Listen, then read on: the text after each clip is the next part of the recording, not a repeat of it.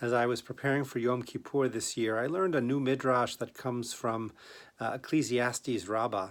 It was taught by Rabbi Sarah Hurwitz, and the midrash says that Yom Kippur is like this particular story, a story of thieves who are captured and imprisoned. And while they're there, they dig a hole so that they can all escape. And that is what they do. They all escape except for one of the thieves.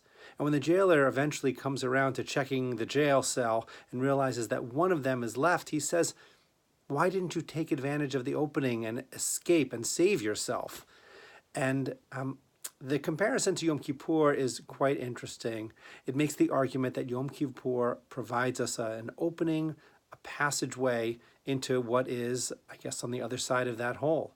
And whether we want to think of that opening, that breach, as any particular element of Yom Kippur. Perhaps fasting is something that allows us to pass through. Perhaps it is the prayers or the music or the sermon or the internal dialogue about where we've been in the past year, reassessing our relationships, reassessing our the way we use our time. Whatever it is for each one of us, that opportunity of a whole to pass through into the coming year is the possibility for all of us. It's a possibility for each of us to walk through on our own with the help of community surrounding us, encouraging us to take advantage. In some ways, it is just the putting of Yom Kippur on the calendar which allows us to create this space and this time so that each one of us can figure out what passageway we're walking from and into what passageway we walk as we move into the new year.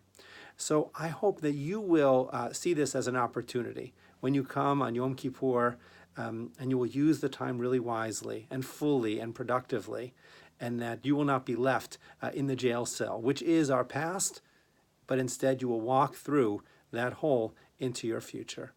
I wish you a Gemar Chatima Tova. May the seal be for good for you, for your family, and for all of us.